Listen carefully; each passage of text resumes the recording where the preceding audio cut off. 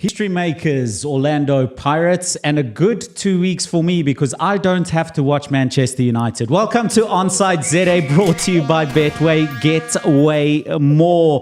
Ballers, welcome to the show. Remember, if you are joining as a new user on the Betway app, use the affiliate code Onside ZA. It really helps us out a lot. Joining us on the show today, you'll see a different face across from me. Mr. Tlalifang Mope. Yeah, that was a good also known as Football with Tlalifang on TikTok. Yeah. Welcome. Thank you so much for joining us. Also joining me in the studio today, Tsepi Worldwide. Hi, darling. Welcome, darling. And everybody's favorite super sub. Angu. Super sub, you are a very happy man. History makers. 3-3, 4-5. Yeah, it's crazy. Eh? If you think about it, when the man started, he was called names. He was called a lot of things, but he's serving a humble pie to a lot of people. He's cooking. He's cooking. And I think he continues to do so. I mean, if you see how Pirates have been playing, I mean, it was the 10th game, unbeaten. Mm-hmm. You can I tell. think it's them and Sundowns and another team that is unbeaten so far in the season. Yeah. Yeah. So I mean, if we put away the officiating aside for now, I think it was a good game. Stadium was pumping. Atmosphere was raucous. It has all the attributes of a good final, bar the officiating, right? And I think Stellenbosch brought the A game. I think they were stellar. I mean, the second half. Stella. Uh-huh. Stop it. Yeah, no, but Orlando Pirates did very well in the second half. I think they dominated, and I think because of that, I think they deserve to win. And listen, a bit of props to MTN for that last fan standing. Oh. What was it? 2 million rand. Oh. Hey, Just imagine 2 million rand. It's a lot of money. You go to Moses Mabhida one day, you leave there 2 million rand richer. Yeah. And the only way you can get bigger is with Betway. Anyway, Tlalifang, you're also a Pirates fan. Yeah. They are cooking, aren't they? I mean, it's difficult to say, and we said before the season started that they were our favorites to push Sundowns all the way in the league. Yeah. That we don't, I'm not going to say outright they're going to be favorites to win the league because I think we're aware Sundowns are still going to be favorites to go on and win the league. Mm-hmm. But if someone's going to push them close, you know, it's a bit like Arsenal in the UK. Yeah. It's Pirates. Look, and my thing was, we should have seen from the preseason. Their preseason when they were in Spain, Pirates was silky and direct. So from the way they were playing, I just figured that's the only title charge. And Chiefs taking as it usually does. So Pirates, look, I'm happy as a fan. Yeah.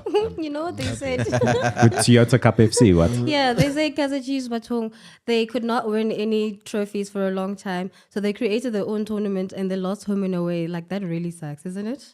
Yeah, shame. Chiefs is Chiefs, man. Chiefs is Chiefs. Chiefs is coming. Please. Leave Chiefs alone. It's been a Give them decade. one time. Yeah, let's not involve Chiefs in a winner's conversation. You know I can do. Yeah. Ballers, of course, thank you so much for joining us and joining in the conversation as always. Sanele Chabalala saying Pirates were given that cup. I mean, okay, can we talk about like the elephant in the room? Should we go there now? And the elephant is, I mean, Abongile, right? Or it's just the officiating. And remember, you guys, I said this last week. I said, are we concerned about the officiating? Is it starting to become a norm that we somehow anticipate us going through a match and a match of this stature at that, and there is going to be some type of controversy? I mean, isn't it just human error as well? Okay. That's, I think as fans and just supporters, we believe that refs should always get the right decision. Mm-hmm. They're going to make mistakes. It's just unfortunate that their mistakes lead to losses on teams and fans losing their minds. I agree with that sentiment, of course. Yeah. I think referees should be given as many tools as they can, such as VAR, which we've seen very little success from VAR in England, for example. We see a lot more success in Spain, however, and Italy. They're getting VAR right or closer to right. And I think long-term VAR is going to be a tremendous asset to refereeing. I think that there is still an issue with the quality and the level of refereeing in South African football. And that is an issue that SAFA needs to address. And it's not been a recent issue. It's been an issue that's gone on for some time. So I think that there needs to be criticism aimed at the total system of it. I think that there's a great issue, and this is why I'm not quick to hush fans and supporters who criticize refereeing from a corruption standpoint in South African football, is referees simply aren't remunerated sufficiently in South African football. True. It is a tough job to do. It is a lot of hard work. And there's a lot of other financial incentives clearly thrown at these referees who aren't remunerated properly. And there is a potential or possibility of referees pushing games in either which direction due to how they've been paid. Yeah. So again, I don't want to say that this is something that's happening. I don't imagine it's something that is very prevalent in South African football, but I think we'll be silly to say that there's zero of that. And that's what my stance on the refereeing thing is, that yes, we have to allow referees to make mistakes. Yeah. And it's tough at the end of a game, especially like a cup final, where mistakes have led to a change in the result of a fixture. Yeah. Especially a game that steadily started very well. Yeah, because Dylan Kerr said the same thing, friend. They were asking him about the introduction of VAR and his thoughts on it. And he said it defeats the purpose altogether of introducing VAR, because VAR also needs to be operated and overseen by people. And if these people, when we're talking about the officiators in this case, are still not getting the simple rules of the game correct, it's counterproductive, really. Yeah, but also, are those rules that he did not get right something that we've not seen happening in the field of play? Because taking a free kick where the incident did not occur, it's not the first time we see that. It's happening all over. Stellis had a throw in that led to a goal, which is far from where the ball went out. We've seen that happening. I think it's something that is normal in football, and I think maybe the procedure in terms of the referee rule book, it's wrong. It should have been taken where the incident occurred. But it's something that it's encouraged in terms of flow of the game, right? So I hear that with the sentiment of it being on the wrong spot. Yeah. But also the ball was moving. Or was it when moving? Relay put the hand on the ball had not been stationary either. So the ball was moving and rolling, and he took it from there. Yeah. So there's a lot of things that had happened. Because when you blow your whistle, put your hand up, the players stop. Yep. So when they stop, they're thinking, okay, it's going to be a foul. Next thing, hand on ball, he moves. It was just a bad decision. Yeah, Steve Barker says, and I'm quoting, he says, up until a decision that is absolutely indescribable, that a free kick can be taken 4 or 5 meters closer towards goal when it's in and around your box, and then that changes the complexity of the game. And it really did change the complexity. The sequence of events changed. And I saw the demeanor even of the Stellies players, it kind of changed, because I think at that moment they also knew that Yeah, but then what do we say about the throw-in? Because the throw-in, it was also 4 or 5 meters from where the ball went out. It gave them advantage, and it led to a goal. So I feel like both teams benefited, in the referee mistakes. And that's why I always say we should not make these errors about a certain team benefiting. I think at some point your team is going to be at the end of the stick, and then at other times you're going to benefit. Especially in the league setup. We discussed this last week, right? So from a league perspective, absolutely. You're going to both get a rub of the green and of the ground when it comes to refereeing decisions over the course of a league season. Cup competition, you feel hard done by in a final. Yeah. Of course, that's going to happen. May I ask? Yes, friend. Yes, but okay, so now our minister, the Honorable Gayton McKenzie, then going as far as saying that VAR is something in the works. And I mean, we've had this conversation before. Viable financially, are we able to sustain it?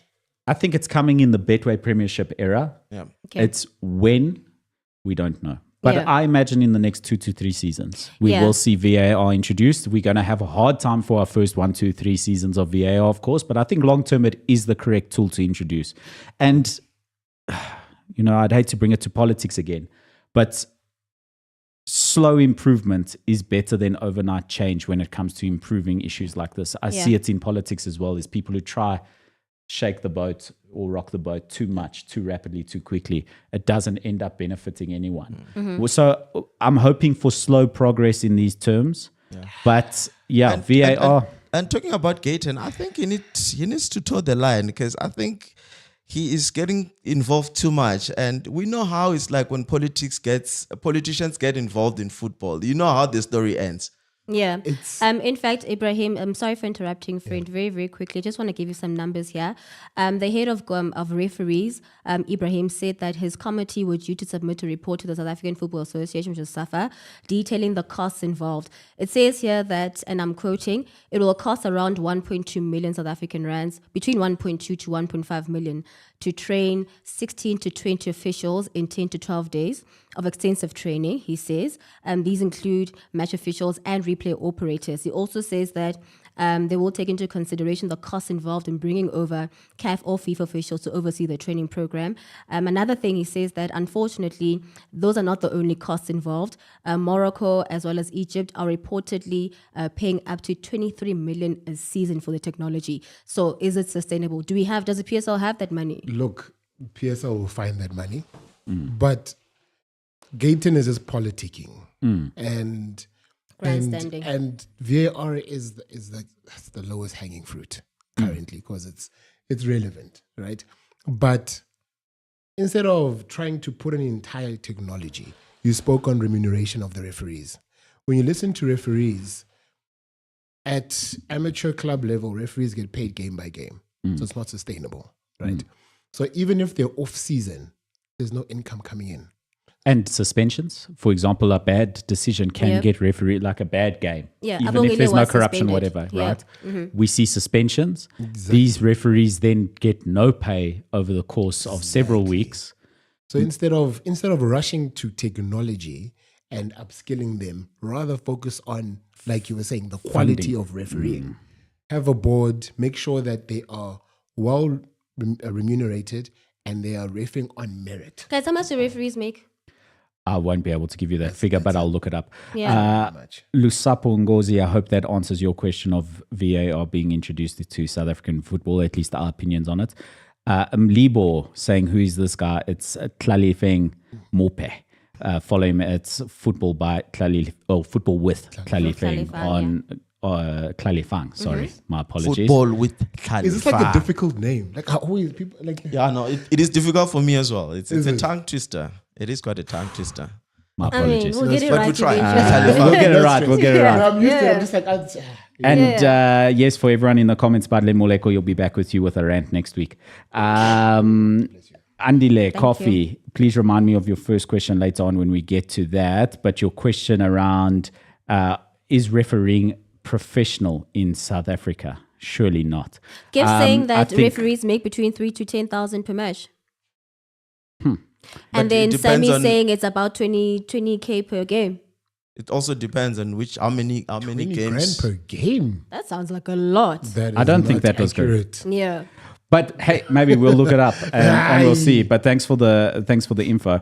But I think based on what you're saying, I think the correct designation is it's a semi-professional profession in South Africa, because there's no full-time refereeing positions. It's literally on a game-by-game basis. Exactly. I think, ballers, let us know if you'd like a refereeing expert brought in here for an interview. I think I can organize that one. That'll be an interesting one to discuss. That would be dope. Let's get a refereeing expert in from. Let's work on getting one. From the PSL. Okay. So back to MTN 8, Orlando Pirates, champions, like I said. Can we congratulate them? We're just talking about the drama. But you have to still put the ball in the net. Of course. You have to still keep the ball out of your net. You still have to prepare. And you also have, 2 fixtures in the build-up and a final. You still have to win all of those fixtures. Yeah. It is not the easiest task in the world. Not at all. And still play in CAF. And still play domestically. And perfect record domestically, along with Sundowns. The only 2 clubs with a perfect record in the league setup as far as we go. Yep. But even their performances in the league have been shaky, man. Pirates, wow. Yeah, but you remember what I was saying the other Wow. time, that Orlando Pirates, the guys asked me, I think it was a game against Chipa, right? Yeah. And I said to them, I love Orlando Pirates. I'm a supporter of Orlando Pirates, but I don't have confidence with them when it goes to the league, Especially early league form. Yeah, cup competition, I know they will break a leg. But when it comes to the league, I did say that even if you look at how they finish the league last season, it was... Stelis was going to take it second position, my friend. If it wasn't for Stelis dropping points as well, because we were just like, guys, take it to the finish line. You just need to win. With them. And they got draw. Yeah. I don't think people actually watch games. This is something Lopasa has said before, is that people don't watch the games. They watch highlights. Yeah. Because he was even blaming betting. Like, because people just look at their betting slip and like, no, this happened. Hey, but that betting is paying us. It is. It is. And of course it is. Sorry to interject that when you mentioned that point, because I've got these thoughts and I was going to lose it. I think another biggest problem why there's uproar when even referee make smaller mistake, it's because people have put in money in the game. Involved, my friend. It's the biggest problem that we are facing right now, that the stakeholders are no longer just investing emotions. They are now investing their hard-earned cash into betting, which is why it is very important, guys out there, to bet responsibly. Yeah, fact. I agree with you. I mean, if but there's it's money tough, involved, it's going to get even more emotional. You know what Mom used to say back in the day, before betting was a thing? She used to say that the reason sometimes there would be so much war between Orlando Pirates and Kaizer Chiefs was because people would bet with their wives. Yeah? Yes. Beg your pardon? So you can have my wife and my two losers. So it was a thing. Sounds like something that happens in Brockpan. That's wild, yeah. If they win, Anyway. I haven't seen that option in my Betway app, but I'll keep a lookout for it. Speaking of your use of the Betway app, check this out with the Betway Bucks promo. Top up and get your bonus prize with the Betway Bucks promo. Some mechanics for how that works. For a limited time only, you top up your account with a Betway Bucks voucher and you'll score yourself a personalized bonus prize.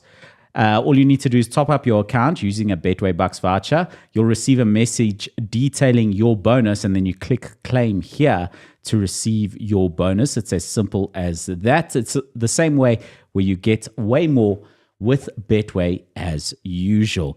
Elsewhere in the Betway Premiership setup, Arthur 10-111 Zwane. Hey, news just came out, you guys.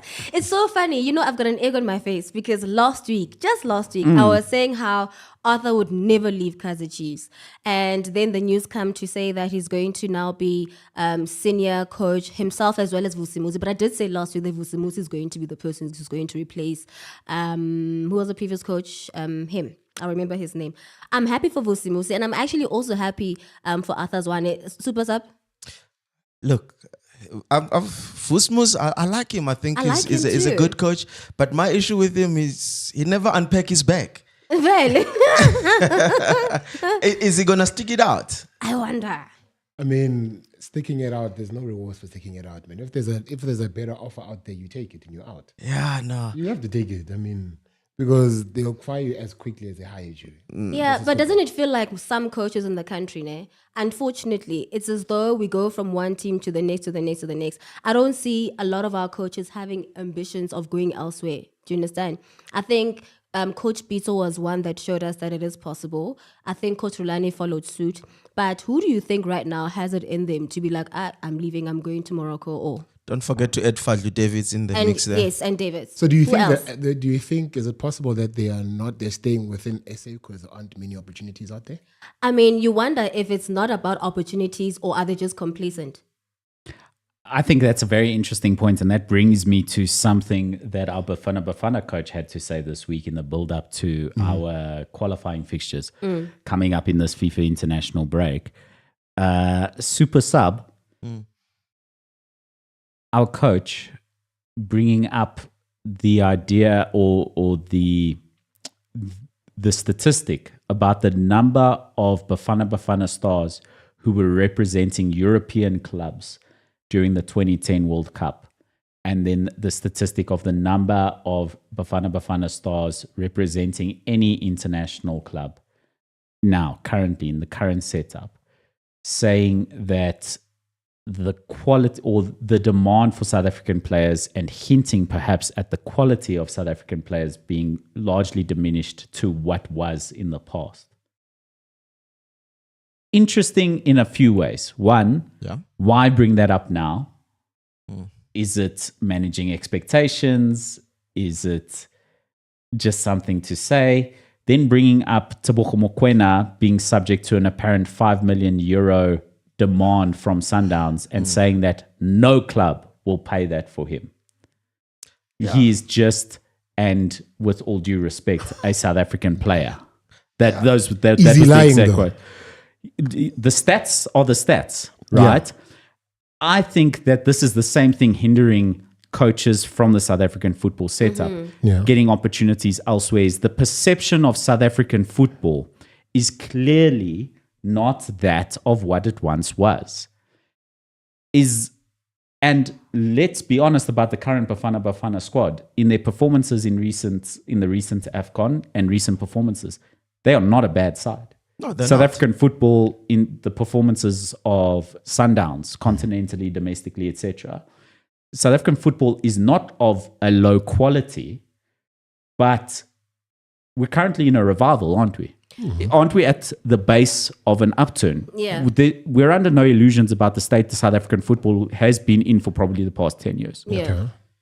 Okay. Is it not also, and then I'll go back to complacency also, right? I feel as though, when you compare our league, I think the only one that comes close to us will probably be the Super League in Egypt or the one in Morocco. But when you think about it continentally, we have one of the best leagues on the continent. And I think because of just how good our league is, that sometimes players feel as though, why do I have to go overseas and be in an environment that is not friendly, as opposed to just staying home and Sundowns give me an extra amount of money?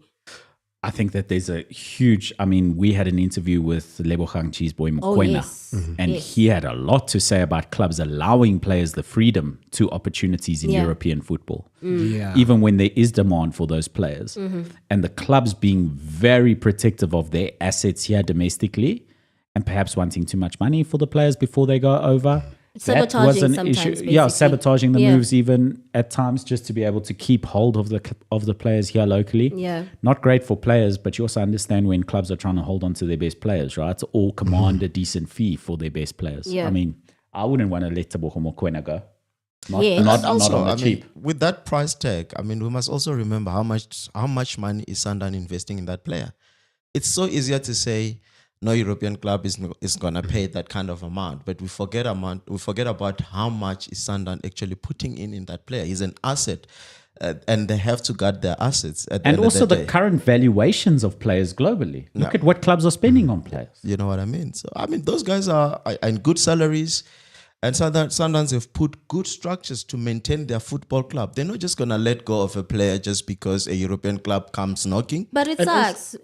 Also, as a player, why would I leave Sundowns to go fight for a contentious spot abroad? Growth, my friend. Exposure. But we don't talk about how many players have went to Europe, and nothing has happened. As an Arsenal fan, this is interesting. This week, former goalkeeper, the one who's at Ramsdale. Aaron Ramsdale, speaking about how Jussi Jääskeläinen was his goalkeeping icon in the Premier League era, even though he didn't win any trophies playing majority of his career with Bolton Wanderers, he played week in, week out. Yeah. And he said, I would trade playing week in, week out for a trophy any day of the week. Or sorry, I might have said that inverted and hinted that he'd rather have the trophy. He'd rather play football than have a trophy sitting on the bench. I get it. That's it. So when you go out there, it's a gamble. It's a huge gamble. Yeah. We've but seen that it with also happens here. We also seen with Blom as well.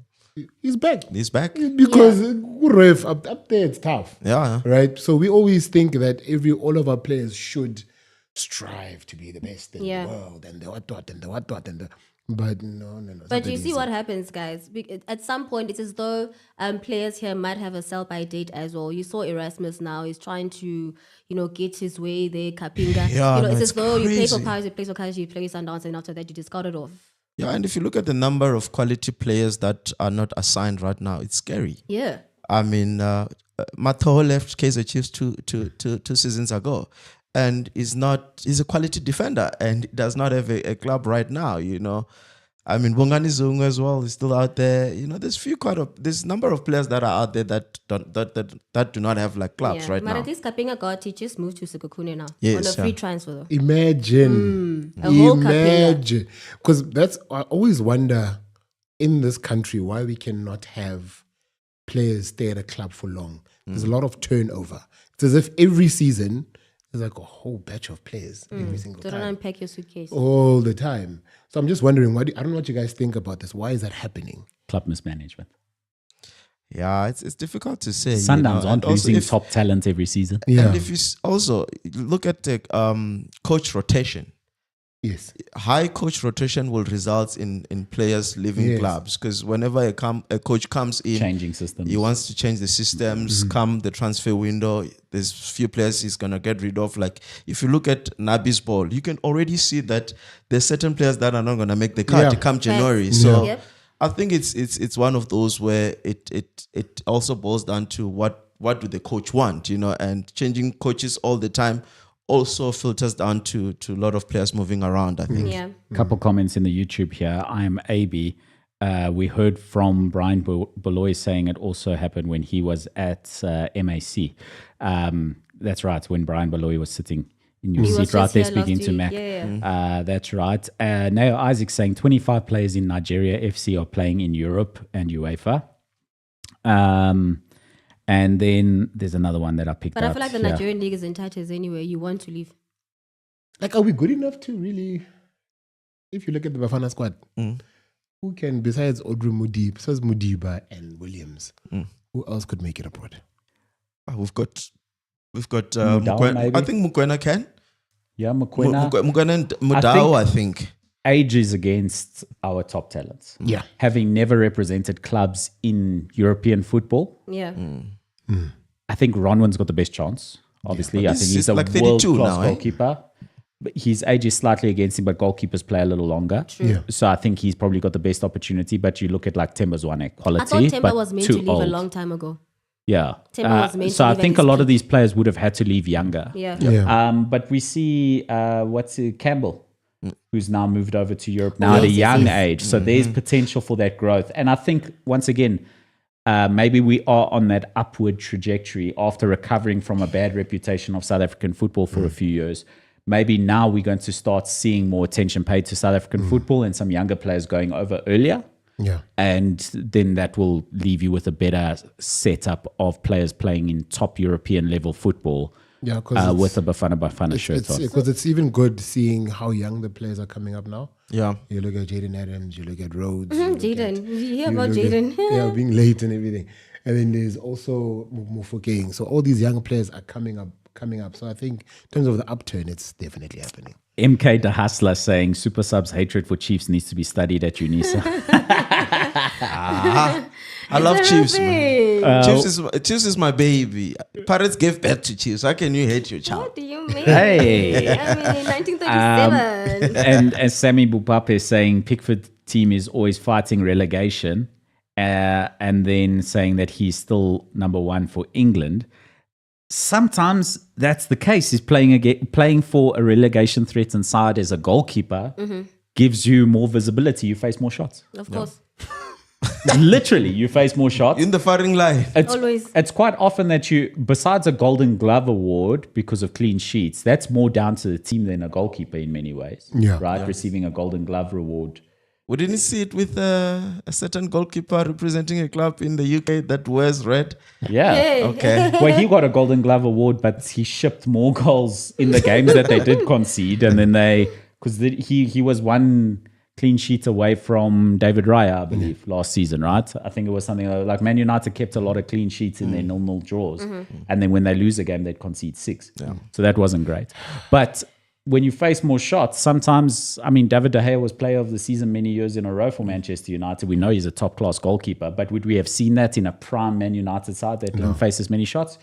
There'd be less attention paid to the goalkeeper. So sometimes that it's makes best to represent a lower club as a goalkeeper Certainly not as a striker. You're not going to get the same number of opportunities. I don't think Erling Haaland would be banging in the goals in any other side in England in the same way. Yeah, it makes sense why Ramsdale didn't get a call up. Well, he didn't get picked because he was doing well for Arsenal. Remember that drama? Yeah, Pickford, it was either or. Yeah. Makes sense. But when you see it, okay, but it's a different topic. But if you see If the Real G current will get to that. goalkeeper right now, you can tell, you know what, he stood no chance. Facts. David Raya is like, he's top notch. Yeah. I was even okay. I was Statistically, slightly better, but okay. At the time, it was tough. Yep. I mean, I was talking with some homies, and I was like, could Ronwen Williams possibly replace Raya? Is that possible? Ronwen Williams is a good shot stopper, but I don't think for a sweeper keeper he's that great. He plays that position. But then when do you see David Raya sweeper keeper? Look, every goalkeeper in the Premier League has to be able to distribute the ball. Yeah, And but well, And Ronwen is amazing. no, he's amazing. I think Ronwen has all the, and that's why I said he's the best case scenario. He's the best pick from a South African football perspective for someone who fits the mold for any European club. And you saw I the think Ballon d'Or Arsenal's is there at the top right now when it comes to votes. I'm so happy for him. Yeah. I think when you're a Ballon d'Or nominee, Yo, you should have your pick for clubs. what's the level? Right? Yeah. But David Raya, it's a big shout. Yeah. Because David Raya's been a top goalkeeper at Arsenal. Because when you watch them, I'm like, are they that? Like, is Ronwen really that inferior to keepers? No, he's not. Like, that's what I'm looking at. And I think sometimes being from South Africa, there's that reputation you spoke about earlier. It's like, But there's do you trust? Yeah. what's it, Davidson Sanchez at Chelsea? Yeah, I yeah, think he'd be more vulnerable to a Ronwen Williams than a David Raya. Chelsea would be a good club for Ronwen Williams. I think he'd actually improve Chelsea. And Chelsea's not a joke.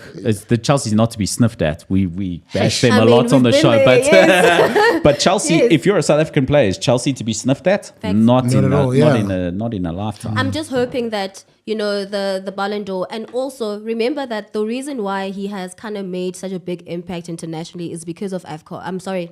When was it? AFCON last year. Was it this year? Earlier on in the year. And how well he did for us. And I think that on its own was a clear indication that this boy is going places. I'm just crossing fingers that if opportunities come knocking, Just to come now, 'cause he's Sundowns 32. allows him to just spread his wings and fly. Would you you know? allow him if you're the Sundowns owner? I mean, I feel like at that point, it's really on him. If he really wants to do They'll great give him things. they'll say, here's the They'll checkbook. counter. Yes. Write the number there. Yes, because that's what. Did you see? That's what Brian Baloyi said. He said for him to leave Kaizer Chiefs was because at some point, you know, he was still getting the same salary for a while, right? And he went to them and he said, "Chairman, look, man, I've been here for a while, and there are so many players. I'm a senior player, but I'm getting like nothing compared to the people that are playing here." And they were like, "Hey, dog, this is what we got for you. Take it or leave it." And that's when he was like to his agent, "You know what? Let me go and see what's out there." And Sundowns was like, "Okay, here's a checkbook. Tell us how much you want." And he was basically comparing it to him making like 10,000 hypothetically. And him saying, "Okay, guys, if you're going to take it out to like 14K. And they were like, "We'll give you 12. And then Sundowns was like, "Okay, we can actually give you 30. And that's when he was like, "I do this." And an opportunity to coach. Yeah. Or to learn the business side of the game, Yeah. etc. Yeah. Right. Okay. Bafana Bafana.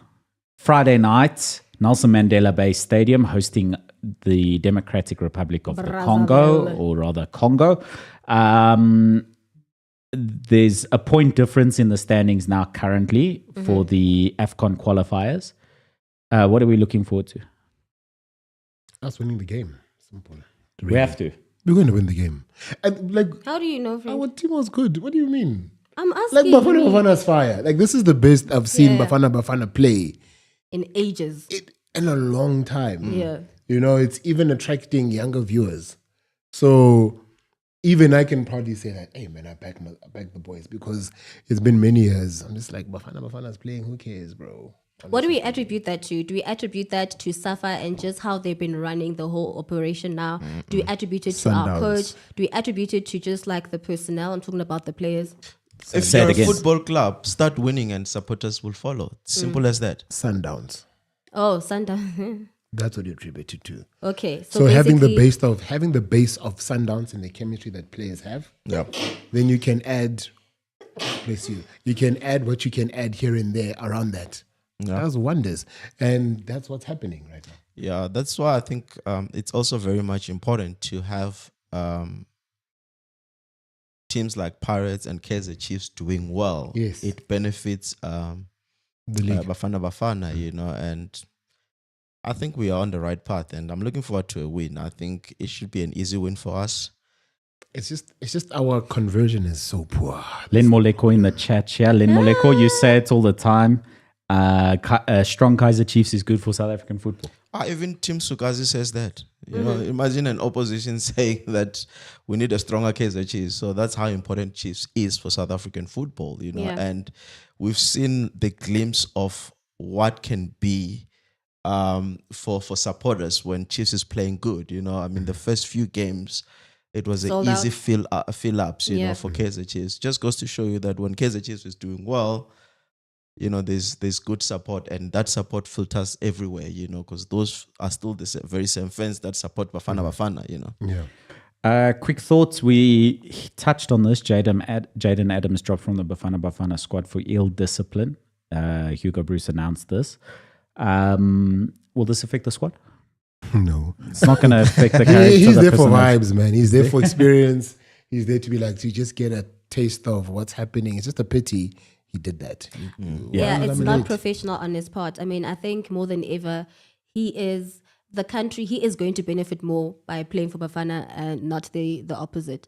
And you should not be doing that, especially so that should early always in be your the career. case. Exactly. It should You be a not- norm. it's simple. Do you understand? Like, I'm just like, bro, I mean, you're playing M10-8 and then you get a call up and then there's what you do. No. It's your first opportunity. Like, I don't understand. It reminds me a little bit, and this is deeply concerning, of Mason Greenwood joining the England. These are the first signs we saw of any disciplinary issue, because Man United kept all their troubles very hush-hush with Mason Greenwood. And the first signs we saw about a Mason Greenwood issue was in the England camp. Go on. Yeah, And so we that's can't very have that. concerning. Don't go down that same road. Yeah, and I feel for him, because I feel like Hugo is like a very, very tough coach, and this could hamper his chances of getting recalled. And we've got AFCON coming, we've got the World Cup coming, and it does look like Hugo Bruce is going to be the coach that's going to take Bafana Bafana to all these tournaments. I don't think, Exactly. unless something drastic happens, but it looks like he's going to be a Bafana coach for a long time. Yeah. And Yeah.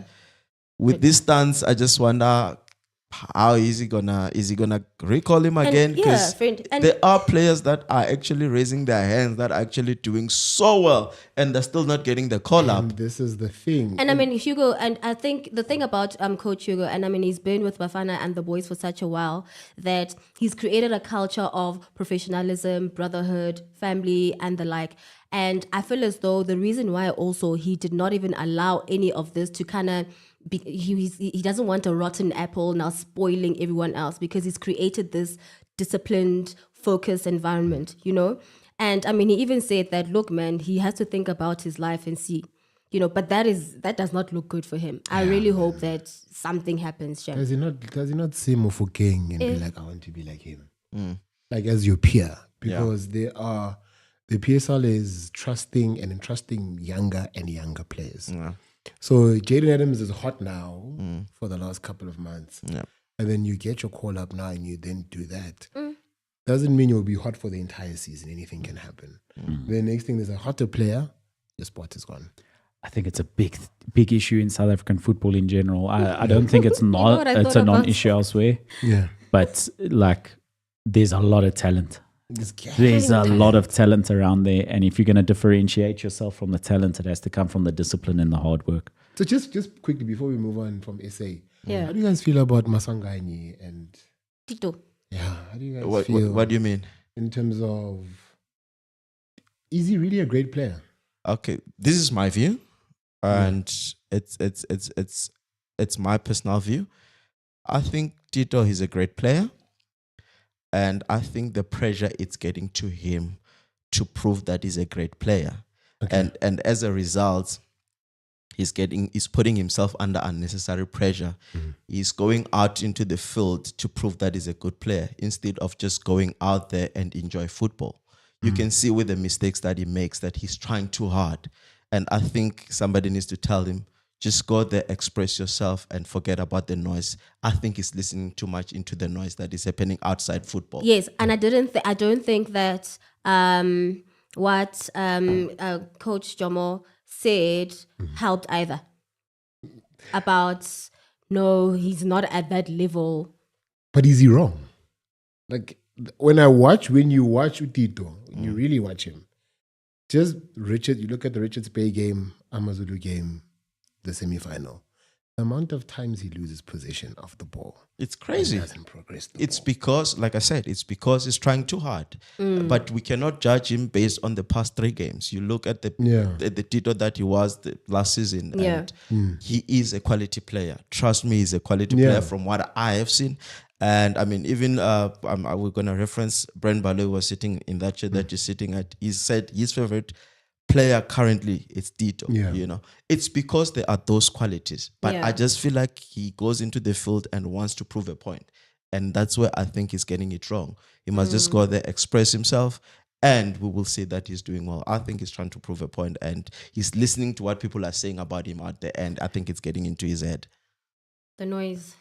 Mulawuti saying... No, I think Kylie wants to say something. No, do you not think he's already expressing himself by Amayanyana and so on and so forth? What does expressing himself mean? What does that mean to express himself on the field? No, because he's doing that currently. Just do the basic. Yeah. You're a footballer, just do the basic. Tito's biggest problem as well, he stayed too long with the ball. Sometimes, yes, you want to absorb opposition, you know, and all of that, try to draw them into you and release, you know, but I think he stays too long with the ball. And all those tricks, sometimes I feel like they are necessary. Let's just get forward, just get the ball, release, make space, ask for the ball again. But, you know, all of that, I think he needs to just relax and look. I still, with the games that you mentioned, yes, they haven't been great. And as a coach, I would have assumed that in a situation like this, you sort of protect your player, you know. Yeah. Get him to start in the bench and then bring him as a sub, you know, to change the complexion of the game. But it looks like whatever he's doing in practice, it's earning him a start, you know. So I don't know, but I just think he needs to just calm down a little bit and he's gonna be fine. But I think he's quality. Yeah, no. Okay, before we move on from South African football altogether, congratulations to Amajita. They qualified for the under 20 the boys. AFCON. Yeah, Well they've done well. done. They've done well.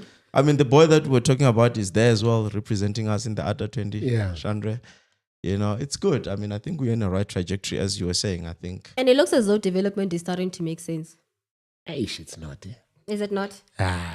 What should be done? Bushota ing. It's the biggest issue. There is no pathway from start to finish how to get from under 6 to get into the Bafana Bafana squad. It's always you need to know someone that knows someone in order for you to even be seen to get an opportunity. Isn't that always been the case? Is that not what happens everywhere, or is it just a South African thing? So I think if you look at just the academy structures in Europe, they'll tell you from under 6 what is your plan and how it looks like from start to finish. Yeah. We don't have that. And so it's Chiefs finding amateur leagues, GDL teams. Then they have this Diski challenge. I don't even know what the point of the Diski challenge thing is necessarily. Oscar Royale. Yeah, I mean, look, I don't know what the point of that thing is. You can't discard a Diski challenge. It's doing good for football. That's what I'm saying. You know, if you look at the quality of players that came through DDC, for Orlando Pirates, for instance, right? Yopane came through and then he was cooked down there. Relewukile Mfukeng, he was cooked down there. So it's serving as a feeder to the main club. It's important. It's important. I think, in my view, it's very important. There's few players that came through those ranks. You know, yes, others are gonna fall through the cracks, like it happens even in development. But I think it's semi-professional. You know, they get to learn how to be professional football down there And to play competitively at that level, at that age group. Yeah, but I also hear what he's saying, that there needs to be some plan, right? Because you're lucky enough to even find yourself in that position where you play in the DDC. But it's just saying that mapping out your way at the age of 17 to eventually get, discovered and could still be a challenge. But that is something that I believe has improved drastically compared to what it was. Yeah. Yeah. Look, there are the super sports school situation. Yes. Yeah. Because it helps a ton. Yeah, grassroots is huge. We saw what it did for England when they invested in grassroots in the early 2000s to the extent that they did. The FA went big on grassroots, and you look at the quality of English footballers today. And that is the big. I don't know if you guys know that SAFA had a 2023 vision, A plan, I remember. right? But nobody. It's just on their website, just chilling there for vibes. No Yeah, one there's speaks there's to it. problems there that It's an idea, but they've never communicated it. I think in top European football, because of the amount of money in it, I think that there's a lot of attention paid to youth development. Yes. I know from what you're saying in terms of mapping out a career and expectations, the amount of attention paid to a loan move for a youth player is extensive. They've got executive professionals, entire teams of professionals who are purely there for mapping out loan routes for their youth players at top level football. Manchester United have an extensive team of people choosing loan moves for their youth players to go to the correct club setup, a space where they've got an opportunity to be integrated into a first team squad with the right managers and the right coaching staff with the right mentality. They'll even see a player who has discipline issues and send them to a club that's perhaps not going to give them the best football experience, but teach them, like, maybe cut them down a peg or two, and etc., and teach them how to be humble, etc. I feel you. So the amount of attention paid to it in top class European football is something that needs to be viewed by South African football clubs, and they need to do their part in the growth and the development of grassroots football. But that's not discounting what SAFA needs to do, like you say. There's also main responsibility for youth development should be on the South African Football Association. All the time. Speaking Okay. of that, friend, are we doing knockout calling? Just the fixtures? Do we care yet? We can, let's do calling knockouts. I think we'll get to CAF next week. Yeah, But the calling okay. knockout fixtures, let's go through that. Okay. Super Sports United versus Chiefs, right? That's going to be a nice match. yeah, Gavin Hunt have already given a thumbs up. Yeah, I that's can't wait. that's a good fixture. Yeah, and I'm just so concerned. I'm still saying that I'm concerned about Super Sports United. I'm hoping that this might be like they wake up, what's happening type of moment. I'm very concerned about them. And also, it would be nice to still see what exactly Kaizer Chiefs is cooking. It's going to be a nice match, this one. Gavin is contending with some injuries. I mean, yeah, shame, man. And he doesn't have the deepest squad in Betway Premiership football. Facts. We know that. Facts, shame. And I we've feel got the for him. repeat of the league as well, the league fixture, Captain City and Real AM. Hey, dog. Yeah, I'm concerned about them. And the next one, Marco? You go ahead with our fixtures. Okay, we have Amazulu and Stelis defending champions. Yeah. What are we saying about them? Stellies are going to be favourites for the Super fixture. Stellies went all the way almost. They were at the final hurdle of the MTN8. Yeah. Amazulu are in They're a good shambles side. right now. Yeah, I'm thinking to myself, is Amazulu going to have enough time to really kind of integrate their new two coaches and come out a bit solid, because they're at the bottom of the log right now? Yeah, there'll be some teething problem, but I think they'll be fine. Nah. Yeah. Okay. Orlando Pirates, Magezi. Come on. Why are you laughing, you guys? What do you think is going to happen? Magezi's going to win. Okay, sharp. Say it Okay, with your sharp. chest out. Okay, sharp. No, Pirates are cup Crazy things team. have happened. Magesi happy Sharp, to be there. Sharp. Okay. Happy to just be there. Mamelodi Sundowns, Golden Arrows. Sundowns. Anybody against Sundowns, really? Yeah. What's Well, that? Same. except Pirates. No, and no. Yeah, Stellies in the then- cup competition. Pirates and Stellies, you're back then. Yeah. But other than that, no matter who Sundowns faces, you have to back Sundowns. Okay. Yes, friend. Richard Space, Kokune. It's Kukune. I like that fixture. Richards Bay. I think that'll be a fun fixture. Okay. It should be like a good game to watch. I think Richards Bay will hope to make it a bit scrappy. Yeah. Especially in a cup game. It's nice to have like a scrappy fixture where anything can happen. Get stuck in a bit, make it hard, make it tough, make it physical. and you can come out with something. But I fancy Skukune. Yeah, they're tough nut to crack. I say Actually, Richards Bay. yeah. Richards Bay is We quality. saw Pirates Skukune. struggled against them, eh? Polokwane City, Marumo Gallants. Oh, this is a Those Limpopo two. derby. Thoughts, Super Sub? I think Marumo. Hey, but Polokwane. Hey, Hey. you know, this league is so interesting. You know, this like you mentioned Marumo, like Yeah. okay, dance. You know, Yeah. I've seen his ball. You know, on a good day, I think he just had a rough start of the season, but you can see what he's trying to, what kind of okay. football, he's trying to play. Yeah. You look at Polokwane City, the likes of your Apolis are there. You know, it's.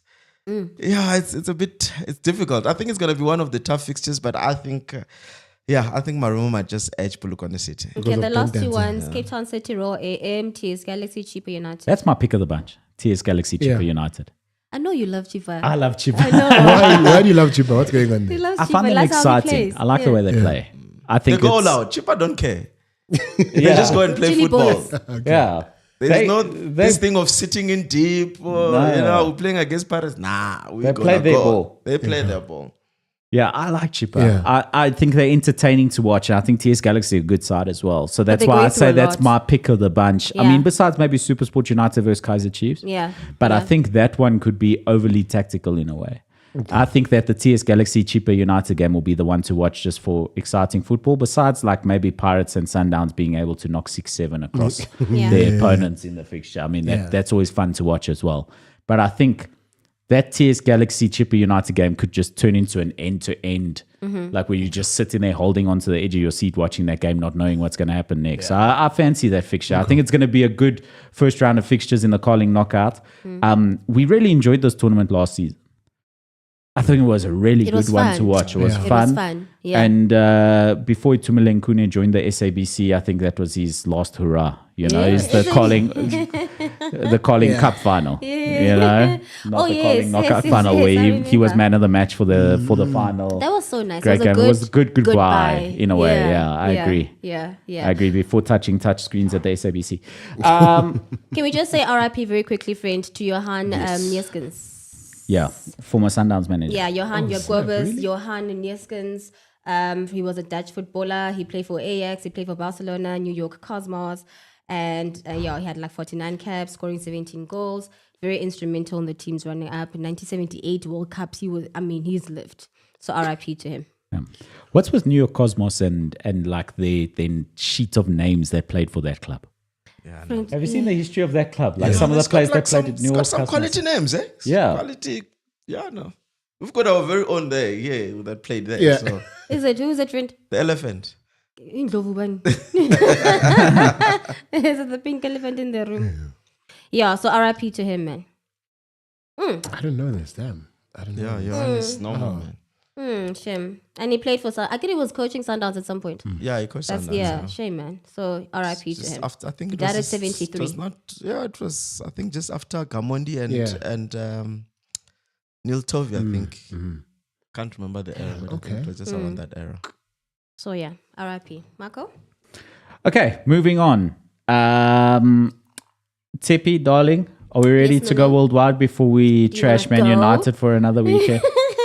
Are we not Let's go. tired? This is Around the World with Tepi Worldwide, brought to you by Betway and the Aviator game. Betway, get way more. Tepi, darling, where are we off to? Okay, let's just start off. We are going to England, actually. You know him. He's a former Arsenal player. His name is J. Emmanuel Thomas. Has indeed been arrested in connection with a significant drug seizure. He was detained by the National Crime Agency, the NCA, after approximately 600,000 rands worth of cannabis. He was found at the Stansted Airport. He played for various clubs, including Ipswich Town, Bristol City, and Aberdeen. He was charged with attempting to import the drugs into the UK 12. It says here that the maximum sentence for cannabis importation into the UK is up to 14 years in prison. He is in deep water right now. I mean, we have these issues, friend, about these boys trying to... What's happening? I'm so I'm so confused. Who was the Dutch superstar who had Quincy Promise. Quincy Promise. I promise, he's stuck in Russia. Yeah, who Is he not Mandaso? stuck? I think he's stuck in Russia. Yeah. What was that, cocaine? A duffel bag full What of it or is something? happening? And he's in Russia with the snow. Ooh. No, Yeah, what it's is crazy. happening with football? Why I'm are so they getting involved in these I'm things? very confused what's happening right now. Yeah, it's crazy. I think it's lifestyle, guys. You know, Footballers yeah, make you know, bad you look at financial this guy. decisions. You know, obviously, yes, he's got like a good resume, but did he really peak? Did he play at the Yeah. highest level? Did No, he he didn't. make? Did he make Mbappe money? Did he make Ronaldo money? He did not. And some of these guys, they aspire to that, and they cannot afford that luxury of buying a Bugatti like it's good. You know what I'm Yeah. saying? So they end up doing crazy things to supplement. You know what Yeah. I'm saying? And I don't think I like to believe Yeah. it's lifestyle. I don't think things are going well for him, but I mean, he just signed a contract with Greenock Morton in July on a 6-month deal. So he had something going for him, but I mean, that was clearly not enough. 6 months. Like, Looking forward to us speaking to you in 2 years' time about Mario Balotelli with the Something's Bugatti wrong. bag full of Listen. because he's the next one on my list to be caught out with something like this. things are not looking good for him. Another story, this is quite political, and I know, Marco, you won't want to discuss this one, but very quickly, the Football Association, you know them as FIFA, has announced a plan to address a Palestinian request to ban Israel from world football during a meeting held at the headquarters. This happened last week. It says here, and I quote, the FIFA Council has implemented due diligence on this very sensitive matter, and based on a thorough assessment, we have followed the advice of the independent experts. Gianni Infantino, FIFA president, says that the ongoing violence in the region confirms that above all considerations, and as stated at the 74th FIFA Congress, we need peace. So basically, in conclusion, Palestine wants to have the Israel Football Association, or Israel, the actual team, to be banned. Very interesting. Yeah. Where's my spade? Len Moleko, I'm here to bury myself for you. Dig, my I think friend. I'm going to go digging. down with you today, my friend. Okay. Israel were not removed from the Olympics. It's very clearly a national political issue and not a football issue that Palestine is bringing up. This is not a Okay. football issue. Now, global committees of sports in any way are looking at these things very seriously because they've banned Russia from. They were very quick to ban Russia. Because of Ukraine. Now, I think there's a very interesting designation between the two. Russia invaded a neighboring country, in the name of war on a nation to claim land. Okay. If you ban Israel for the same reason, who is technically at war with Iran only from a national standpoint and at war with recognized terrorist organizations. Okay. Burying myself here. Continue. The views. The interesting thing with this is that if FIFA were to ban Israel from football for attacking a terrorist organization in a neighboring country, Hamas. namely Hamas in this one, and then also their war with Hezbollah, Hezbollah, etc. Lebanon, the whole thing. Nje. Will they be calling for a retrospective ban for the United States men's football team for their actions For funding. in Iraq and Afghanistan years ago? Snowball effect. Because those were warfare acts in foreign territories against terrorist organizations. The United States were not banned from any sporting participation because they were not at war. They did not invade countries. They were at war with terrorist organizations, not those countries. And I think that's Al-Qaeda the in this case. designation keeping Israel within the realms of competing in sport. And see. those are my views on that. Whether it is right or wrong is It's geopolitics. extremely complex. Yeah. Is extremely complex. But I don't think it's a point for sports organizing bodies. And I would not be surprised if FIFA go ahead and ban Israel and then there's retrospective calls for the United States to suffer the same ban because they're doing something very similar to what the United States did with Afghanistan and Iraq. I was not a supporter of those wars either. Let me put that out there. But I think that is the distinguishing factor for me. I'm just wondering, what's the point of banning a sports team? Is it just for optics? Agreed. What's the point? Political standpoint. It's a stance. Yeah. Why you Russian- have It's a stance. Why the also- stance? A Russian footballer is not playing. Russian athletics, they couldn't compete as well. So Not under the Russian banner, at least. They Oh, yes. competed under other banners, etc. yeah, neutral banner. Neutral banner. So this because that's, I understand there's a moral issue here, Yeah. right? And there's right and wrong, and it's not as black and white as you're saying. It's complex. But in all of this, what is the damn point? Whether you ban them or not, Will Israel stop what? doing what they're doing? then what? Yeah, it's very complex. You know. What and about the teams that decide that they do not want to play against a team that supports all these atrocities? What about them? do they have the leg to stand up? Yeah, That's what I'm asking. I don't think Israel is.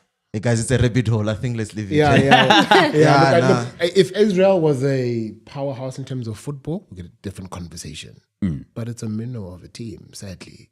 So whether you play against them or not, I don't think Harry Kane. It's a moral issue. Yeah. Yeah, there's more important things in the world than football. Yep. Like, So, and these issues are definitely more important than the football issues. And we're not well vested to be discussing these issues. You know, I don't think we are. But anyway. Super sub, stay safe. Yay. Stay safe. Don't let them come burn down your bakery, my man. Hey, Keep your bakery safe. They'll ban it. Hey, I still want to make scones, guys. Hey, man. On La a much vida lighter loca, note, yeah. very, very quickly, this one is just a funny story just to take away from the drama we've just discussed right now. So a manager in the Italian Serie B gave a press conference and he was dressed as a clown to protest what he called circus-like refereeing decisions. His antics included juggling and making balloon animals, which certainly lightened the mood. So basically, it's like, how nice is that? I love Italy. Like, I love Italy, Like- my man. like, I love Italy. yeah. Sometimes maybe good, sometimes maybe shit. Like, I was like, okay. Now that's a way to deal with like a problem. I agree. We need to take some tips from Italian football. And Serie B is not a joke. Yeah. It's a big league. Yeah. I like that. I love Italy. I love it. It's fun. But he can land himself in some hot water. You have to know that you've got trouble coming when you do that. It's a bold move, you know. So referees need to be respected. He's making a mockery of referees in that league. He's calling them clowns. He needs to face some sort of punishment. But I think that you do that with the understanding that your punishment, your fines, a ban, whatever is coming. And that's all we have for you worldwide. Thank you so much, darling. That was Around the World with Tepi Worldwide, brought to you by Betway and the Aviator game. Betway, get way more. Remember that you can also get big bonus prizes when you top up and get a bonus prize with the Betway Bucks promo for a limited time only. Top up your account with a Betway Bucks voucher and you'll score yourself a personalized bonus prize. Remember, you top up your account with that Betway Bucks voucher, you'll receive a message detailing your bonus, and then you click claim here within the app and you receive your bonus. It's as easy as that. Ballers, I will be commenting shortly within the chat with my Betway booking code for the upcoming fixtures starting Thursday in international football. There's 18 of them. Hey, it's a lot. If we get like 20 of us Friend, yes. to bet 10 Rand, and I'm right about this one, Yes. hey, we can change, we can reach. We can make an Onside ZA team in the Betway Premiership even with that money. And then we'll go by Royal AM. Yeah. And we'll pay players with the brown paper envelopes. That's how we get about it. I think I still haven't bet. I'm still. Well, join the Betway app Please. and use the affiliate affiliate code. code. That thing, man. I feel like it's stressful. Is it not? Nah, You know what? don't take it too personally. I think there's a good opportunity to explain to everyone, Yeah. including the ballers. Betting needs to be entertainment and entertainment only. Yeah. I think you're getting into a very dangerous place if you're using betting as an opportunity to try and make some sort of income. Bet what you can for entertainment purposes only. Set a budget. Only top up your account towards that budget. I think ballers on the show will know how much I place bets. And I bet regularly at very low amounts. Okay. If I need to top up my Betway account, I just wait for rugby and bet on the Springboks, and then I always get a little top up there because it seems to work. I know nothing about rugby, but it always seems to work in my favor. So those are my views on it. It is a lot of fun, especially with the Pick Your Promo. Oh, yes. I had so much fun with that, where it gives you various different betting options rather than just betting this team's going to win, this team's going to win. It introduces you to a new world of like interesting, cool things, fun things to bet on. And it makes a couple games more interesting. But please never put yourself in a stressful situation. If you're looking at betting as something where it's all going to stress you out, don't place those bets. I place 10 Rand bets at a time, 40 Rand, 50 Rand at a time. I never go big. D-Dope says, is betting gambling? But what is this? I've got players that I coach that do the aviator. Oh, so you coach? Yeah. Guys, we have a coach here. Yeah. Coach, tell us. Yeah, and I've got players that do the aviator. Yeah. And it's a good time, and then the airplane or whatever, and they just keep losing money. I'm like, why do you keep They doing don't this? always lose. Sometimes they win. You just need to know when to opt out. So the aviator is basically it going up and then... And then waiting. So it's about finding the right... Time to jump out. Yeah. It's about timing. You need to be smart about it. Okay.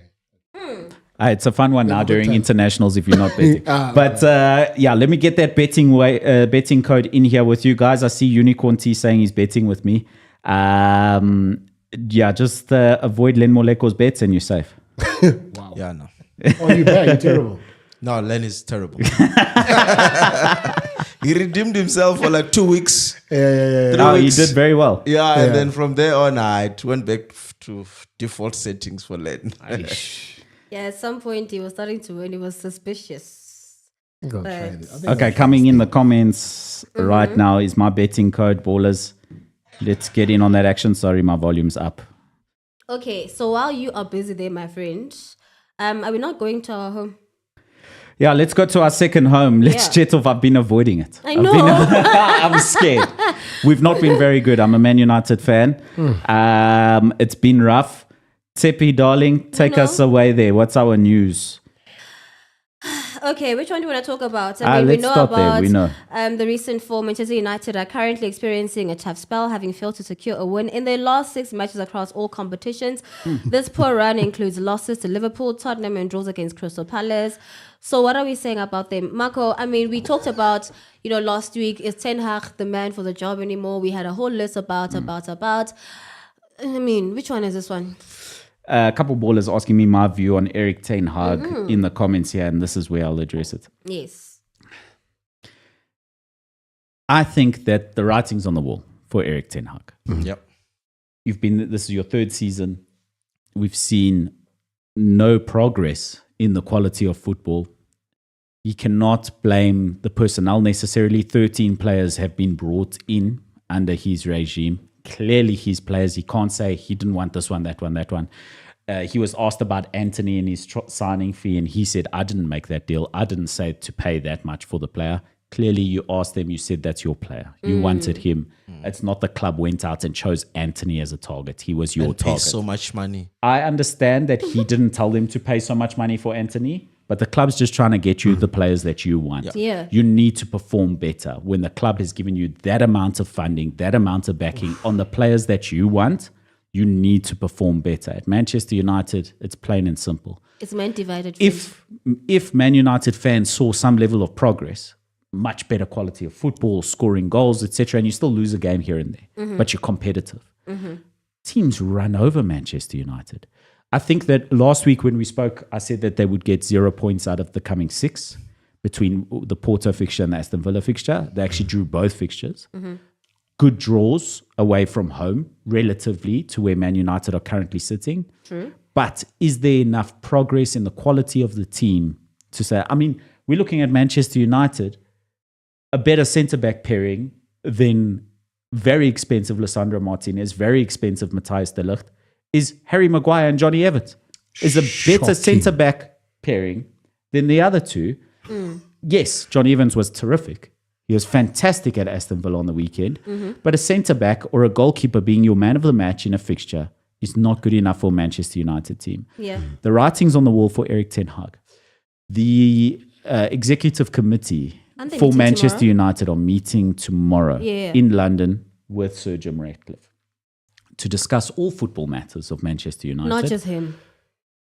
which means just him, because everything That's else, basically it, yeah. there's nothing else to talk about. You can't sign players right now. You can't build a stadium It's now. not like Ruud van Nistelrooy is going anywhere. It's still leaking. You've already put out the thing jokes about write the new themselves. stadium to the fans for them to vote on whether they want to redevelop Old Trafford or move to a new facility nearby. The only discussion at hand is Erik ten Hag fit for this job? I think they will come to the conclusion that no, he is not fit for the job. However, the decision will be more complex than that about when Erik ten Hag leaves, who is available to replace Erik ten Hag, in what capacity do we replace Erik ten Hag? If we replace him now, do we make a permanent appointment of a manager who's going to take the club forward?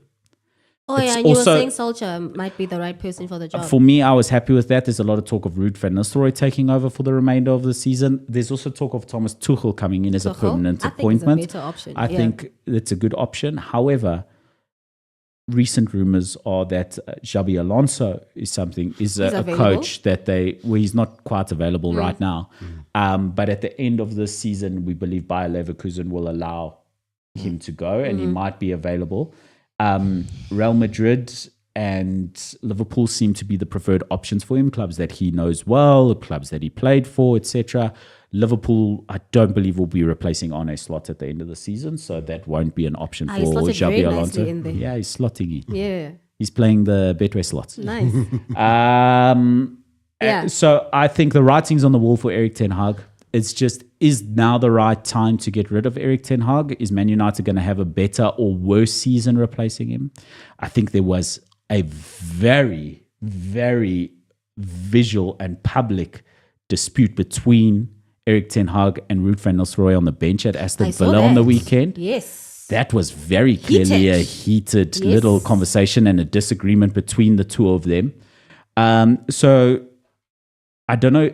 There's also rumors that Ruud van Nistelrooy doesn't want to seem as if he undermined Erik ten Hag in order to get the permanent position. I see. He's his compatriot. They're from the same country. I don't think he wants that sort of reputation. Yeah. But if the opportunity were to arise for him, of course he'd step up and manage Manchester United for the remainder of the season. What about him firing it back at Benny? I think don't get involved. Ne? He's in such a position. He's under so much pressure. There's so many things firing at you. Let Benny talk. I mean, He's not here. Let him talk. What do you think of Benny McCarthy's comments? I didn't hear them. I don't know. No, I was just Whatever saying that you the want to players- say. yeah. He's not I making mean, it his was not life. that He's not making his life scathing. any easy. Yeah, he's just, to hit back at Benny. I mean, Someone who was well liked by fans and players. Marcus Rashford seemed irate to be taken off. And Rashford is a professional footballer who has a decent amount of experience behind him at this point. He knows he should have been taken off in that game if he thinks logically. But there's clearly a personal issue. He's lost that dressing room. His time is up. It's about when. He will not be manager beyond this season. I think that is clear and obvious. No matter what he does, he can go on and win another trophy this season. He cannot be there next season. yeah. That's what I was It's about clear. to say. You guys have trophies. Isn't that what matters? For Tottenham, Okay. Manchester United need more than trophies. They need trophies and competing and playing a good level of football. Okay. I think there's certain clubs that just need a trophy, no matter what comes. Manchester United fans, we're used to trophies. Yeah. We've been through a horrible 12 years without Sir Alex Ferguson. Look at Man United's trophy list over those 12 years. Yeah. There are very few clubs that can compare to Manchester in England, to Manchester United's trophy list. Man City and Liverpool obviously have compared, but I don't think there's anyone else who can actually compete with Man United's trophy Not list over Arsenal. the past 12 years. Not Arsenal. Arsenal have Yeah, whoa, relax. What's happening?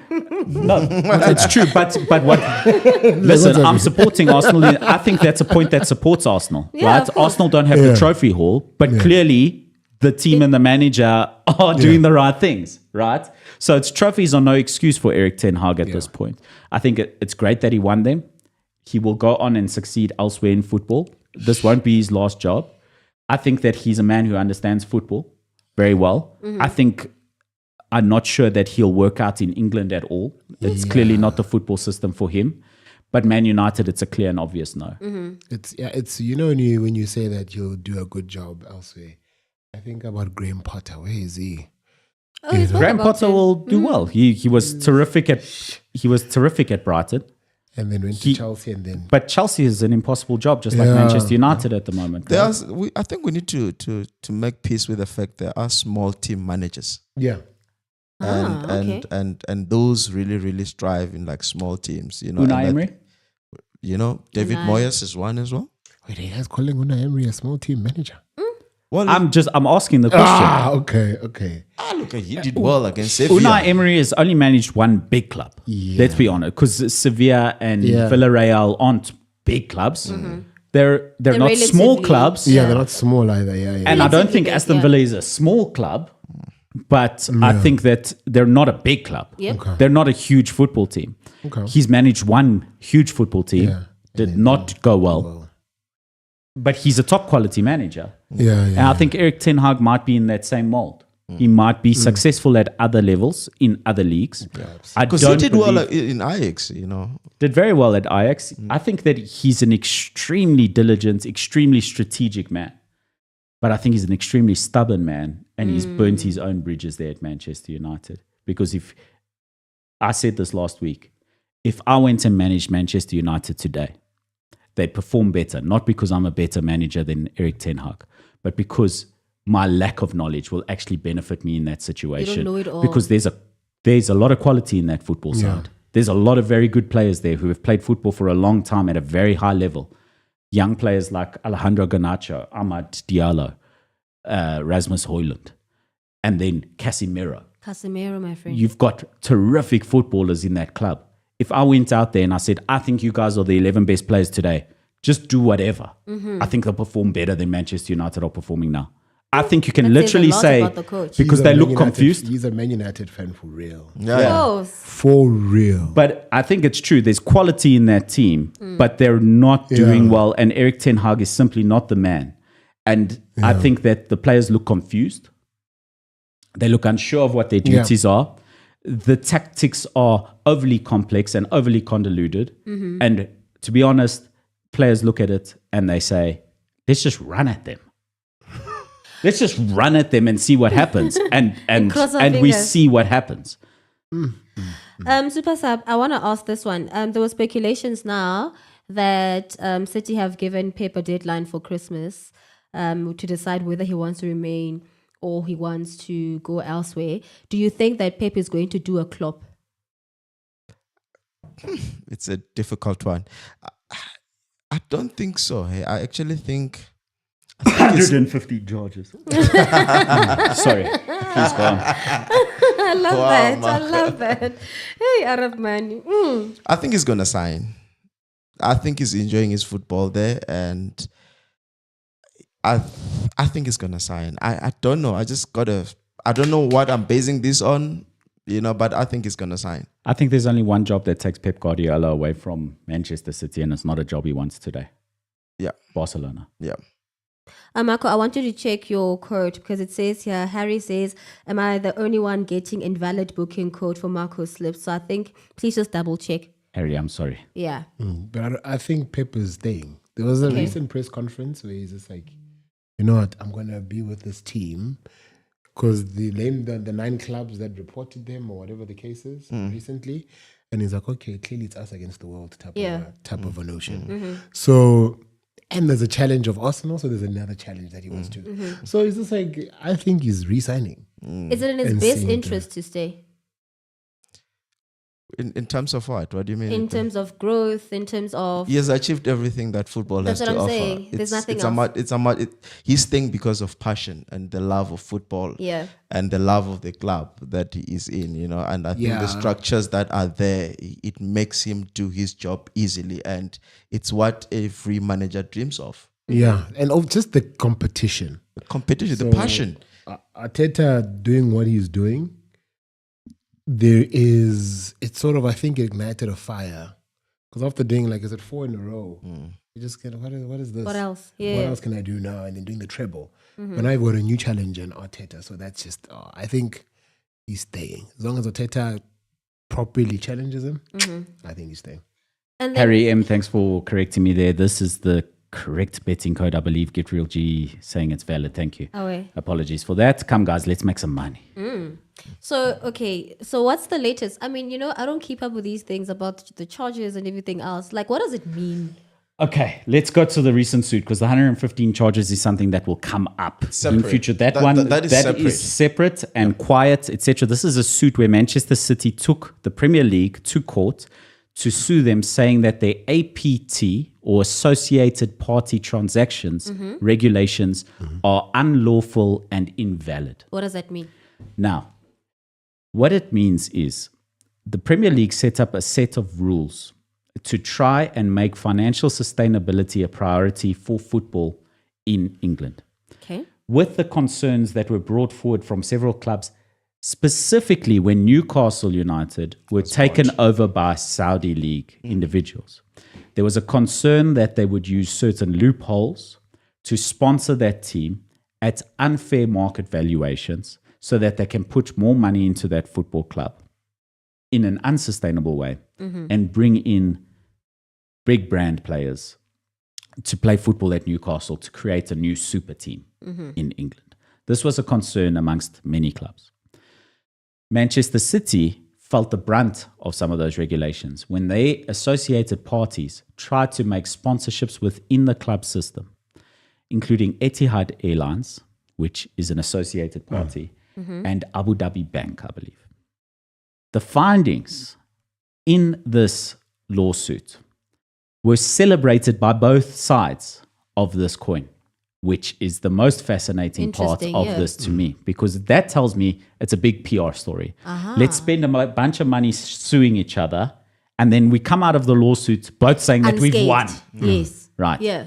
Now, for me, I think that Manchester City lost dismally in this suit, even though there were findings in their favor. So, this set of wording certainly sounds like Man City won this. Let me find the exact wording here. Apologies. The panel found partly in Manchester City's favor, agreeing that shareholder loans, where shareholders or associated parties lend to or borrow money from the clubs they own, should not be excluded from those rules. Now, what this means is that if I own a football club, I can loan money to my football club that they have to pay me back interest-free. Okay. Which is a great benefit to any business to get interest-free loans. That is legal and fair. That was not included in the APT rules that the Premier League put forward, which is unlawful under the laws of competitive trading in the United Kingdom. Okay. Right? So this is unlawful with the wording changes that were introduced in February by the Premier League in their APT things, which tightened up the interpretation of what constitutes fair market value in commercial agreements. Now, I think that this is actually a win for the Premier League in the way they say, is that this tribunal said these certain points within your rule structure are unlawful. You cannot legally enforce these rules as they stand. Okay. Because of a few issues. One. The APT loan, the owner loaning money to the club interest-free. Yes. You need to account for that as a possibility. That was not accounted for. They need to change that to become lawful. They have currently a system in the APT setup where they have a data bank of information that they take your sponsorship agreement offer and they compare it to other data sets that then will tell them whether this is a hyperinflated offer that is no longer competitive value. So this is not a reasonable offer. This is you using sponsorship as an opportunity to throw money at a club. I see. The Premier League said this is unlawful because, this tribunal rather said this is unlawful because the Premier League does not make that data set available to those parties. Yeah. And then, so we have no way of knowing. Yeah. They have no way of knowing Yes. if the Premier League is giving a fair reflection of what that is, and they do not give them an opportunity to due counter, diligence. Yes. right? To yes. say this is fair value because of X, Y, and Z. That is normal legal proceeding. You cannot say this is unfair value and we can't tell you why. How? Yes, of Right? course. Yes. We can't just say it's just from our data set. They have to make that data set available to the clubs so that they can evaluate it from their course. side. Logical and fair. Yeah. The other issue, That's basically saying that the Premier League was abusing its dominance, I see. according Yes. to the tribunal. and the other issue was the amount of time that the Premier League took to make that evaluation. That was unlawful. You cannot take 3 to 7 months to decide whether a sponsorship Yeah. is of That's fair a market season. value. Yeah. It is too long. Yeah, of course. Illegal, you have to make it quicker. Premier League said we were underfunded, we were under budget for that. We will make it quicker in future. Now, Manchester City's PR team has come out and said this is a big victory for us. We've shown that the Premier League is unlawful and illegal. They've used those words. However, Manchester City's goals are not for the Premier League to change 3 rules. Their goals are for the APT to have been seen as unlawful altogether. These are 3 small points that can be fixed. You can simply include the loans and offers from owners. You can simply speed up the process Simple. of accepting an agreement. Yeah. And you can share that data set with the clubs. And all of a sudden, the entire thing is On legal. that point, that's you assuming that they actually want to show that database. What if that database, that data bank exposes the Premier League that was blocking the sponsorship of those teams unfairly so, and all those sponsorship were actually fair? So That's you assuming that But that could be the case. that will at least come out, right? So now that they have to expose that data Yeah. set to the clubs, they can now do because fair it does reflection. not make sense It's a can why of that was worms. not made available to the clubs. That Yeah. does not make sense. Perhaps it's a legal issue with whoever provides them with that data set, is that they've signed a non-disclosure agreement with the people who provide them with that data. But they'll have to pay a bigger license or whatever and be able to make that data available. It's a can of to worms. thing. But I think that it's just a PR victory for Manchester City. It's a real legal victory, they in still my have a opinion, real legal to the battle Premier coming. League. Yeah. I don't Because think so. I think that I don't think if so. you're Manchester City have managed to poke holes on the rules that the Premier League has been exposing to these teams, and then this is going to help Manchester City going to the 150. That's what I'm charges. saying. It's a build-up It's this thing. It's gonna go all the way. I'm telling you now that I feel like there is something that was untoward from the Premier League from a point of not wanting other teams to benefit, especially the traditional teams that have the exposure of these cash injections from their previous successes. and I think So, they like, didn't- I agree. I think financial fair play regulations in general are unfair to clubs like Real Madrid, Manchester United, Barcelona, Bayern Munich, clubs who traditionally can make a lot of money. And that just makes them more powerful and other teams unable to compete. That's what I'm saying. overall. So look, we will see how this thing's gonna unravel, Yeah. but I think there is something that the Premier League was hiding. Clearly. By the looks of And things, it's going to come out to the fore now. Okay, that's an interesting one. What else, you guys? Manchester City with a 3-2 win against Fulham, Well coming done. from behind. Yeah. Sure, Manchester City, Mateo Kovacic. Woo. We praise him one week, next week we criticize him. Praise him the next week, next week criticize him. They do still miss Rodri, don't they? They do. But they're still at it, pushing the top of the league. They were lucky. Perhaps surprisingly, Liverpool top of the league with 18 points City Good for was them. lucky, by the way. to come out of that Fulham win. City Fulham's a good side. Adama Traore is trash, bro. He's just a big, strong, fast boy, isn't he? He has not improved. I don't understand how he has not improved. And don't you and this is not me being a City fan. Yeah. Don't you, when you see instances like that, when a player is in a position to just score a goal, don't you then appreciate players like Haaland, that when they're in that position, they make it look so easy? I hate it so much that they call Haaland a tap-in merchant. Yeah. Because to be a tap-in merchant, you need to be in the position to tap the ball in. Yeah. And He's there's a also number nothing 9. wrong with it. Like, that's his job. That's it. There's nothing And then wrong. people just be like, but he's a tap-in yeah. But- And he puts the ball in the net. That's it. There are people that could be tapping the ball in, but don't put the ball in the net. Yeah, I know. And if you look at the goals that he's been scoring this season, I mean, it's not Understand what people child's talking play. about. Those are the views of Khalil Fang Roy Keane. No, his job.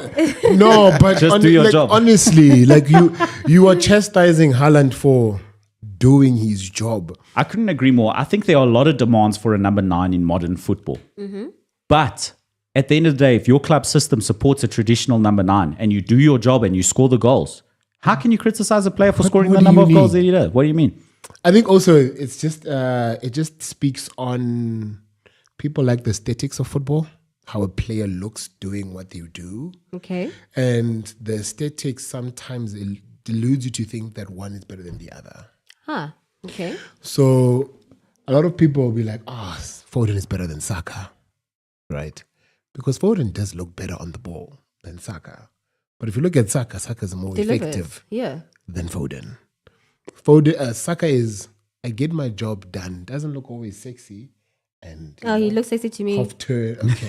Okay. And I think that's what Haaland is. Brute force and power, right position. Robotic. And put the ball in there. That's it. It's not enterprising. That's not no razzle dazzle, but he gets the job done. And so I think obviously it removes what a lot of people talk about, that Pep has ruined wingers now.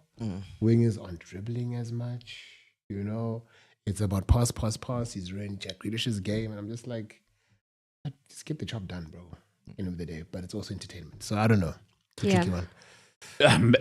Anyone who says Man City is not an entertaining team to watch anyway is wrong. They are lying. First of all. Yes. Man City, they get results. They're good to watch. Man City is still the mark for a successful team in English football. Yeah. You look at Man City and it's like, if you can be that, you're a success. End Sure. of story. People will criticize him for allowing Cole Palmer to go, who's been a revelation in recent weeks. He's been Freezing tremendous. cold. Yeah.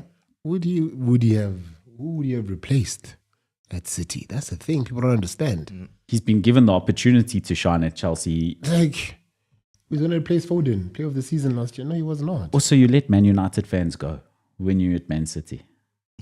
If you're a Man United fan, go. Like, You want to go, you're a Man United Yeah. fan, go. Yeah, I mean, it just I don't look in retrospect. You think, okay, you should not have let him go, but No, I think one that of- Man City have the luxury to let good players go. Yes. If you want to leave, go. Yeah, it's one of those situations where, like you say, on retrospect, you can say you could have Yeah. stayed, but they are still winning. They won the league without him, and it boils down to, you remember the situation of Mourinho when he had Kevin De Bruyne, your Salahs. They were great players, but at that time, he had a squad that was giving him results. And sometimes letting go of a player is not because it's not good enough. It's say, you know what, you are good enough, but there is no space for not you. here. Yeah. elsewhere. Go express yourself elsewhere. And I think football should be like that. You need to let go of good players. Sundance, I hope you're listening. Sometimes you have to let go of good players. Speaking of people who've let go, Iniesta officially confirms his retirement. Aish, One of the best to ever kick a ball. Yep. aish, One of the best to...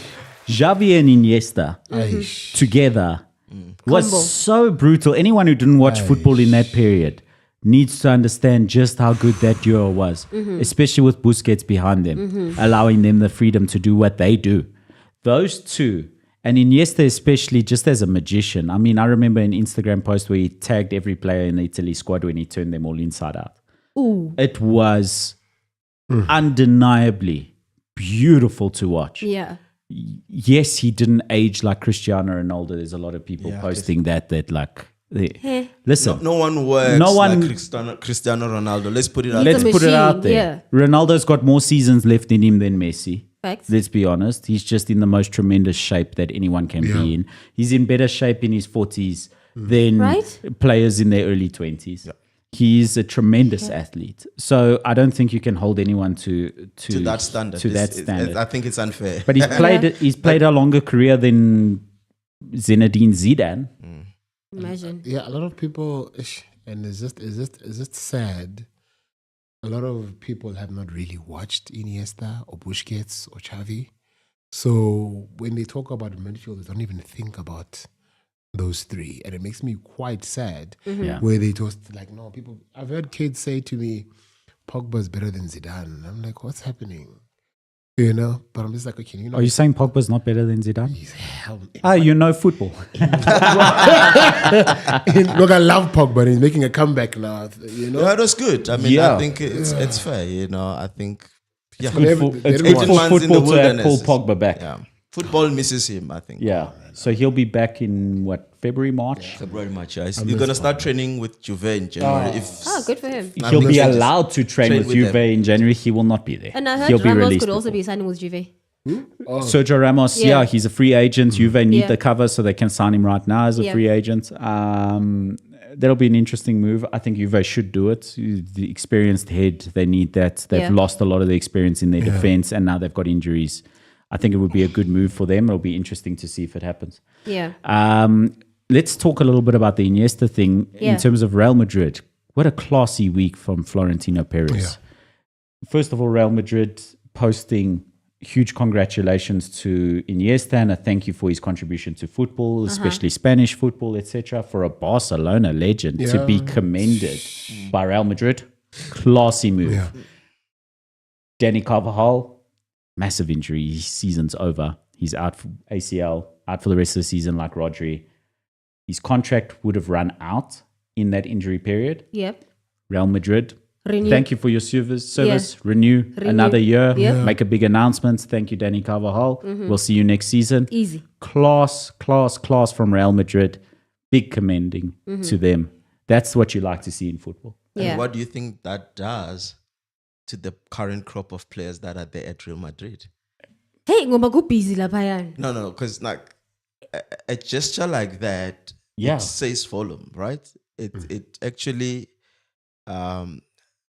motivates players that are there to say, you know what, if you give it your all in this club, You have a place here.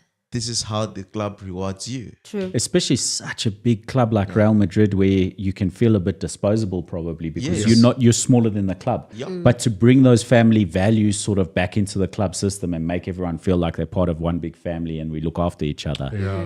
Yeah, it's huge. But it just makes me think of the injuries themselves. When Rodri spoke about too many games, players on strike, and so on and so forth. Oh, we had that Echoing my thoughts. Yes, my friend. Yes. Is that more players are just going to keep getting injured. That's what's going to happen. Yep. And we forget that the game is the players, no matter what. And as much as they get paid so much money and blah, blah, blah, blah, blah, blah, we still need the players on the field.